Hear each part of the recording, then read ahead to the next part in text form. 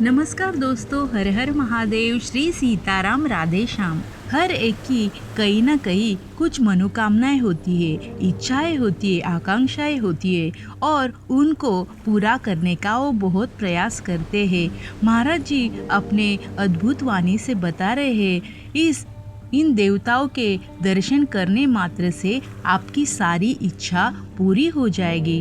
तो इस वीडियो को आप अंत तक ज़रूर सुनिए और यदि इस चैनल पे नए हो तो चैनल सब्सक्राइब करना मत भूलिए। इससे एक बात की प्रेरणा हम सबको लेनी चाहिए।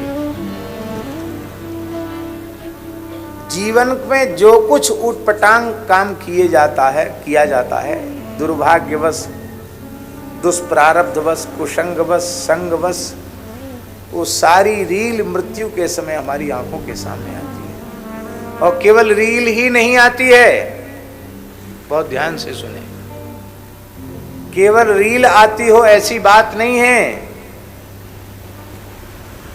उस पाप का क्या परिणाम हमें परलोक में भोगना पड़ेगा, वो परिणाम भी सामने दिखाई पड़ता है, नरकों का दृश्य दिखाई पड़ता है।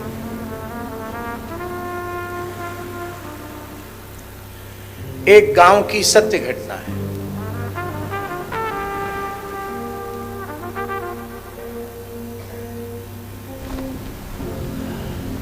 एक कायस्थ जाति के व्यक्ति थे। कायस्थ तो जानते हैं, और कायस्थ तो बहुत बुद्धिमान होते ही हैं, स्वाभाविक ही। तो चलावा वाले व्यक्ति थे, चलावेदार थे, मतलब उनका बड़ा रुतबा था और अंग्रेजी शासन में भी वो बड़े योग्य समझे जाते थे। कई गांवों में लोग उनको मुखिया मानते थे। देश स्वतंत्र नहीं था तब भी उनका दबदबा था, देश स्वतंत्र होने के बाद भी उनका दबदबा था।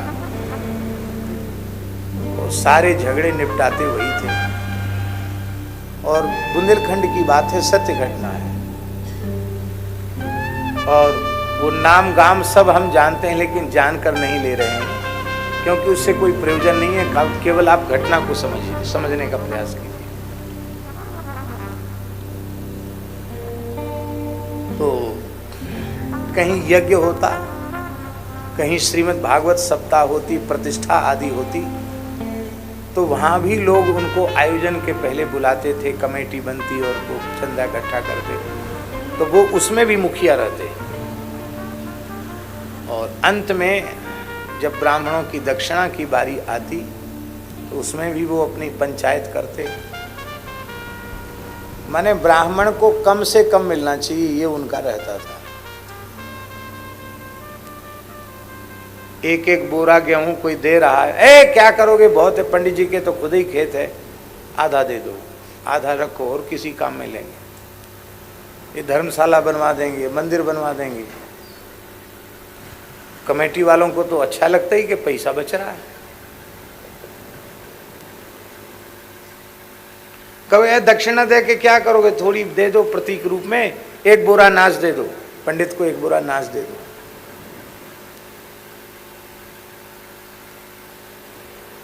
अब तो बड़े आदमी थे, उनके सामने बोले कौन। जीवन भर तो चली, मृत्यु के समय बहुत कष्ट हुआ उनको। और जब वे मरने लगे, वृद्ध थे, वृद्ध होके मरे, तो अपना ही मल स्वयं खाने लग गए।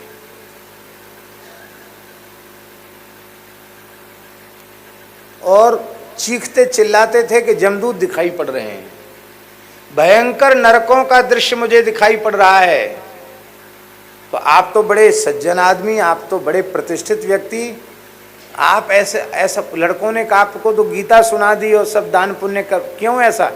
उन्होंने कहा, मैंने अपने जीवन में जो ब्राह्मणों का पेट काटा, ब्राह्मणों की दक्षिणा कम की, ब्राह्मणों का अंश भोगा कम कर दिया, उसी का परिणाम मुझे नरक के रूप में दिखाई पड़ रहा है।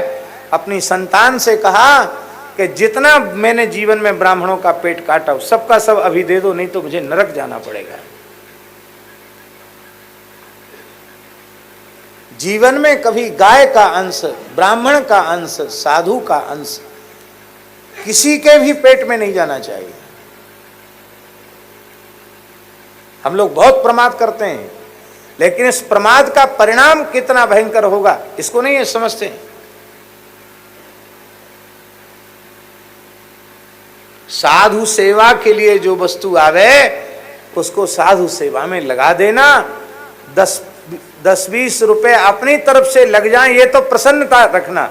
उसमें से कुछ बच जाए हम बचा लें, उल्टे सीधे बिल बना करके पैसा वसूल लें और फिर अपने मनमाने ढंग से उसका उपयोग करें, तो भले ही दुनिया में आप संत सेवी के नाम से विख्यात हो जाओगे, पर भगवान के दरबार में उत्तर देते नहीं बनेगा।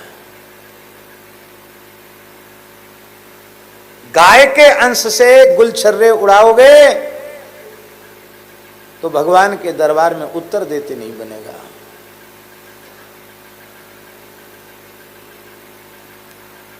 ऐसा भी हो रहा है,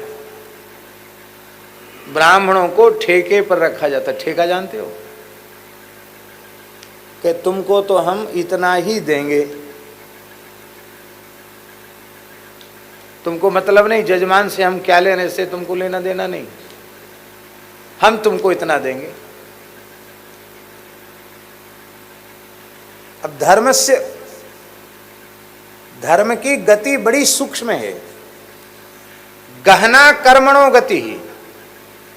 हमने श्री ब्रजबिहारी दास जी के नाम से 21,000 रुपए दक्षिणा ले ली और 5,000 यदि ब्रजबिहारी दास जी को दे दी तो वो 16,000 रुपए हमको कहीं न कहीं से भोगने पड़ेंगे।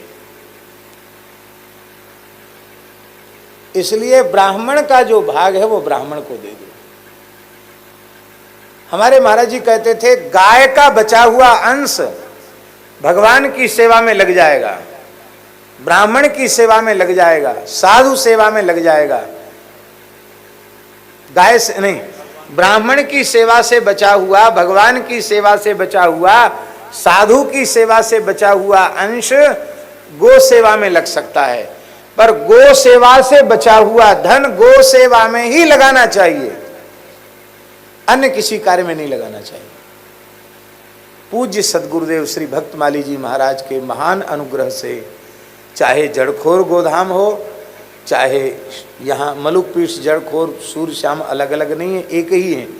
अब तक भगवत कृपा से ये विवेक रखा गया है कि गाय का कोई अंश भगवान की सेवा के काम में भी ना आवे, गाय का अंश गाय की सेवा में।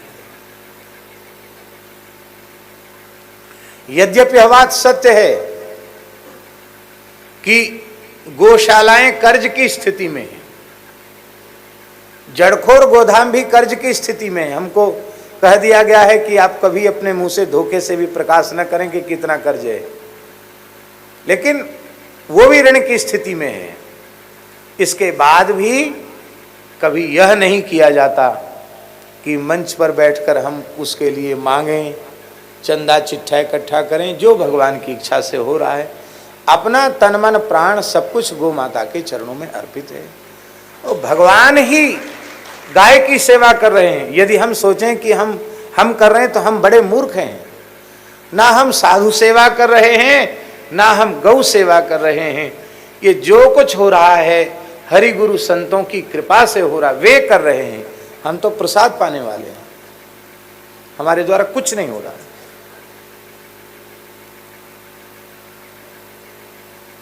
इसलिए भैया किसी का अंश बचाओ मत, उसका परिणाम अच्छा नहीं होगा। तो जीवन में किए गए शुभाशुभ कर्म वो सब मृत्यु के समय हमारे सामने उपस्थित हो जाते हैं। इसलिए जीवन बड़ी सावधानी से जीने की चीज है। ऐसा न हो कि मरते समय हमें पश्चाताप करना पड़े।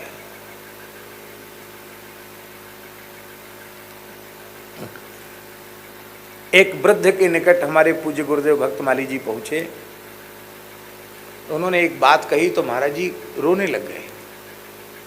उन वृद्ध ने महाराज जी से कहा, भक्तमाली जी से कहा कि मैंने अपने जीवन में अब तक अपनी जानकारी में ऐसा कोई काम नहीं किया है जिससे मेरे मन में ग्लानि हो कि मैंने ये अच्छा नहीं किया। अब अंतिम इच्छा है कि आप हमें राम तारक का उपदेश कर दें, जिससे मैं श्री राम जी के चरणों में पहुंच। महाराज जी ने कहा कि आप हमसे आयु में बहुत बड़े हैं। महाराज जी से बड़े थे आयु में। महाराज जी ने फिर उनको उपदेश किया और थोड़े दिन बाद जप करते करते भगवत धाम प्रयाण किया। महाराज जी ने एक बात कही, कई बार हमसे कहा कि पंडित जी ये सामान्य बात नहीं है, 90 वर्ष से ऊपर की आयु का वृद्ध कह रहा है कि मैंने अपने जीवन में कोई ऐसा काम नहीं किया जिससे मेरे चित्त में ग्लानि हो, तो निश्चित उस व्यक्ति का जीवन कितना सावधान और कितना पवित्र जीवन है। बोले हम लोग समझते हैं कि हम ही महात्मा हैं। सच्चे महात्मा तो ये हैं जो गांव में देहात में रह करके उन्होंने अपना इतना पवित्र जीवन व्यतीत कर दिया।